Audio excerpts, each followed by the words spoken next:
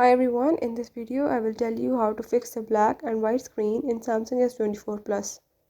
So if you are facing the black or the white screen problem, I will tell you how you can fix it.